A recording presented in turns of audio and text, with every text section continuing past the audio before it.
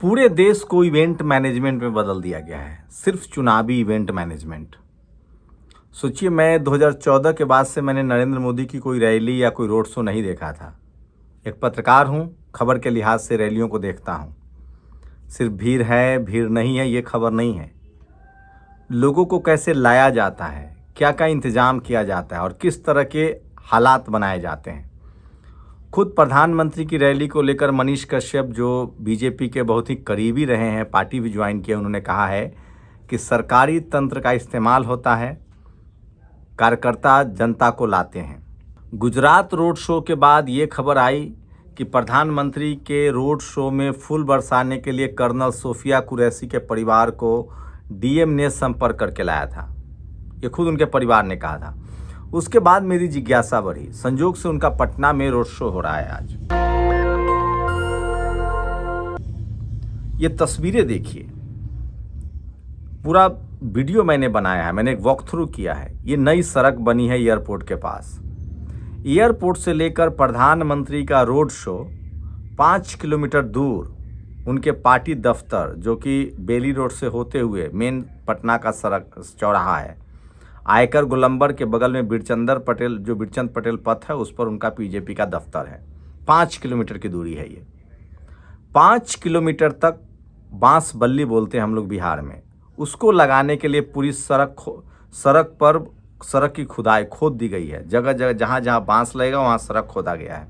अच्छा, ये हमेशा के लिए कोई रूटीन जॉब नहीं है। अब सोचिए, जो पैदल पथ है जिस पर टाइल्स लगे होते हैं, उसको इस रोड शो के लिए खोद दिया गया है। आप कल्पना कर सकते हैं कि 5 किलोमीटर को खोदा गया है बांस बल्ली लगाने के लिए, फिर उसको बंद किया जाएगा। ये बात सिर्फ फिजूल खर्ची की नहीं है। क्या इस कीमत पर चुनाव प्रचार होना चाहिए?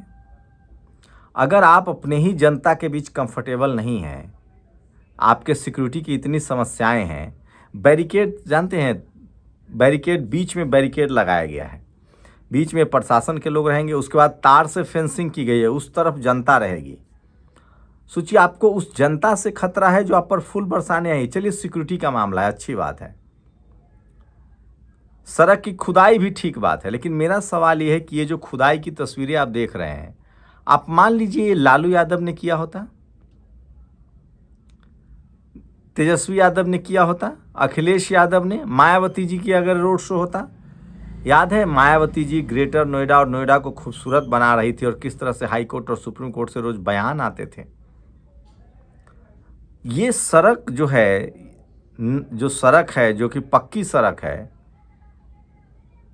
ये पक्का सड़क खोद के उसमें बांस बल्ली डाला जाता है सिर्फ 1 घंटे के कार्यक्रम के लिए। ये कहाँ तक उचित है? और मैं फिर कह रहा हूँ, अगर यही काम कोई गैर बीजेपी की सरकार कर रही होती तो मीडिया इस खबर को बताती, दिखाती। लेकिन सोचिए, मीडिया जब कोरोना के मौत को नहीं दिखा रही है, मास्टर स्ट्रोक कह रही है ताली थाली को, नोटबंदी में लोग मरे को नहीं दिखाया, उसको मास्टर स्ट्रोक बताया। प्रधानमंत्री के रोड शो में सिर्फ वो ये बताते हैं कि कितने लोग फूलों की बारिश कर रहे हैं। मैं बता दूं, ये फूलों की बारिश भी बीजेपी अपने कार्यकर्ताओं को देती है और करवाती है। ये तो अब साफ हो गया है कि भारत की विदेश नीति कैसे चौपट हो गई। आज भारत के प्रतिनिधिमंडल सांसद दूसरे देशों में गए हैं, वहाँ कोई रिसीव करने वाला नहीं है। एएनआई की माइक लगी होती है, एएनआई के लोग आते हैं और उनसे बात करते हैं और कुछ नहीं होता है। अपने मुआ मिट्ठू बन रहे हैं। हम दुनिया में अलग थलग पड़ गए हैं, क्योंकि विदेश नीति में भी वही हश्र हुआ था। लोगों को यहाँ से जहाज में लोड करके ले जाया जाता था। ज़्यादातर एनआरआई सवर्ण समाज के, उनको बुलाकर तारीफें करवाई जाती थी। तो सोचिए, उसके चक्कर में विदेश नीति फेल हो गया। आप कल्पना कीजिए कि चल क्या रहा है इस देश में। ये सब कुछ इवेंट मैनेजमेंट है, मीडिया मैनेजमेंट है। और मीडिया इन सब चीज़ों पर, यही खबर है, यही सवाल पूछा जाना चाहिए कि 5 किलोमीटर रोड पर आप गड्ढा कर देते हैं, आप उसको खोद डालते हैं बांस बल्ली लगवाने के लिए। ये कौन सा चुनाव प्रचार है? रैली भी समझ में आती है। और मैं कह रहा हूँ कि ये काम अगर कोई दूसरा नेता करता तो क्या होता। तो बाकी वीडियो आप नेशनल दस्तक पर देख ही रहे हैं। आप लोग अपनी प्रतिक्रिया जरूर दीजिए। और इसलिए मैं कह रहा हूँ, सोशल मीडिया ही सच्चा मीडिया है, सोशल मीडिया ही बहुजन मीडिया है। तो सोचिए, पूरे सड़क को खोद डाला जाता है, फेंसिंग लगाई जाती है, लोग लाए जाते हैं, फूलों की बारिश करवाई जाती है, सिर्फ इवेंट मैनेजमेंट है चुनाव प्रचार के लिए। ऑपरेशन सिंदूर का इस्तेमाल भी हो रहा है सिर्फ चुनाव प्रचार के लिए। इसका मतलब सेना के नाम पर फिर से राजनीति हो रही है। लेकिन सोचिए, इसी देश में ये छात्रों का प्रदर्शन देखिए, यूपी में लोग छात्र नौकरी के लिए प्रदर्शन कर रहे हैं। सरकार कह रही है कि हम सिंदूर पहुंचाएंगे घर घर। लोग कह रहे हैं कि रोजी रोजगार पहुंचाना था, नौकरी पहुंचानी थी। और सोचिए, दुनिया भर में जो लोग भारत के गए हैं, पाकिस्तान पर जो अटैक हुआ ऑपरेशन सिंदूर, हमारी सेना ने जो शौर्य और साहस दिखाया, उसके बाद दुनिया में कोई हमारे समक्ष समर्थन में खड़ा नहीं हुआ। पाकिस्तान के 7 लोग खड़ा हुए हैं। उस डैमेज कंट्रोल करने के लिए भारत ने एक प्रतिनिधिमंडल भेजा है सांसदों का। वो लोग घूम रहे हैं, कोई वहाँ की मीडिया, कोई वहाँ का सरकार का इंटरेक्शन नहीं। ANI जो सरकार का माउथ पीस बन गया है, वो सिर्फ वहाँ जाते हैं। एक सवाल, दूसरे का भेजा सिंदूर कोई औरत अपनी मांग, अब सरकार कह रही कि हम ऑपरेशन सिंदूर भिजवाएंगे लोगों को घर घर। आशुतोष ने पूछा कि दूसरे का सिंदूर क्या लोग लगाएंगे? ये सबसे बड़ा सवाल है जो सोशल मीडिया पर वायरल है। और डोनाल्ड ट्रंप ने एक और झटका दिया है। डोनाल्ड ट्रंप ने बाकायदा कोर्ट में कहा है कि उन्होंने ही व्यापार के दबाव बनाकर सीज फायर करवाया था। सोचिए, रूस और यूक्रेन ने सीज फायर नहीं किया, लेकिन भारत ने सीज फायर कर लिया है। और बड़ी खबर है, DOPT ने कहा है दर्जनों IAS के खिलाफ जांच हो रही है, UPSC के खिलाफ जांच हो रही है, जो फर्जी इकोनॉमिक वीकर सेक्शन के नाम पर नौकरी कर रहे थे। मैं बार बार कह रहा हूं, इकोनॉमिक वीकर सेक्शन की जो पूरी खेल है वो फर्जीवाड़े पर आधारित है और धीरे धीरे ये साफ हो रहा है सबसे ज़्यादा। और मैं देख रहा था एक ANI वाली जो मैडम है, उनके शो में ये जो विकास देवकीर्ति जो सो कॉल्ड प्रोग्रेसिव बनता है, ये कह रहा था कि OBC क्रीमी लेयर में बेईमानी होती है। OBC सर्टिफिकेट, एक तो OBC क्रीमी लेयर होना नहीं चाहिए था। अब इकोनॉमिक वीकर सेक्शन के नाम पर सबसे बड़ी बेईमानी सामने आ रही है और उसके खिलाफ जो है जांच भी चल रही है। तो भारत के जो प्रतिनिधिमंडल गए हैं उनको कोई इंटरटेन नहीं कर रहा है, ये सच्चाई है। और ग्वालियर में 11 जून को बड़ी रैली का आयोजन किया है। ये बड़ी खबर बता रहा हूँ। जिस तरह से एटा में बहुजन समाज के लोगों ने 2 घंटे तक कलश यात्रा रोकी और कहा कि परमिशन दिखाइए, क्योंकि उन्होंने बाबा साहब की जयंती रोकी थी। अब ग्वालियर में भीम आर्मी ने बड़ा प्रोटेस्ट कॉल किया है 11 जून को। 29 जुलाई को बोधगया में भी पर फैसला आएगा सुप्रीम कोर्ट में। बोधगया पर भी प्रदर्शन चल रहा है। तो ये सबसे बड़ी खबर है। और ये देखिए, प्रयागराज में स्क्रीनशॉट दिखा रहा हूँ, प्रयागराज में छात्र प्रदर्शन कर रहे हैं, इसको कोई नहीं दिखाएगा। न्यूयॉर्क से पनामा तक शशि थरूर वही डिप्लोमेसी कर रहे हैं जो 11 साल से मोदी करते आए। विदेश आओ, NRI से मिलो, भारतीय मीडिया में डंका बजवाओ। इंडियन एक्सप्रेस भी हेडलाइन लगा रहा है कि थरूर भारत का मामला विदेश ले गए, कैसे वहां बसे भारतीयों के बीच। सोचिए, सब कुछ भारतीयों के बीच किया जा रहा है। ये सब मीडिया मैनेजमेंट है। ये रोड शो, ये विदेश दौरा, ये सिर्फ भारत में वोट के लिए सारा खर्चा किया जा रहा है। विदेश नीति से कोई मतलब नहीं है। साफ हो गया। आप लोग समझिए इस बात को। प्रधानमंत्री भारत दौरा करते हैं, वो भी चुनाव के लिए। रोड शो करते हैं, वो भी चुनाव के लिए। वो विदेश दौरा भी करते हैं, वो चुनाव के लिए। इतना चुनाव जीवी नहीं होना चाहिए था। वो कहते थे कि मैं 6 महीना चुनाव के लिए काम करूंगा, 4.5 साल देश निर्माण के लिए काम करूंगा। सब कुछ दूध का दूध और पानी का पानी है। महाराष्ट्र के जलगांव में एक आदिवासी महिला को सड़क पर जन्म देना पड़ा बच्चों को। आप सोचिए, किसी घर की महिला को बाहरी व्यक्ति सिंदूर कैसे दे सकता है? जल्दी बताओ।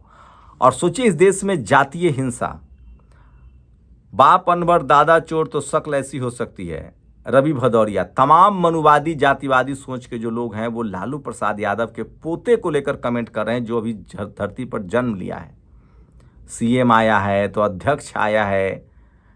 सोचिए, इस तरह के कमेंट किए जा रहे हैं। कितने जातिवादी लोग हैं ये, देखिए।